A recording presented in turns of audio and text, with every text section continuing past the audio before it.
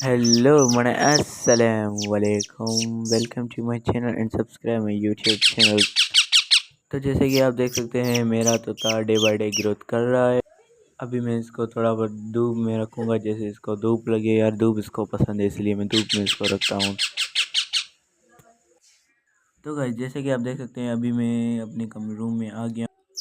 अभी मैं इसको इसके डब्बे में रखूँगा। अभी इसका टाइम, अभी ये आराम करेगा और अपने डब्बे में जाएगा। और जिसको ये मिनी व्लॉग अच्छा लगा है तो मेहरबानी करके सब्सक्राइब कर देना और लिंक को शेयर भी कर देना।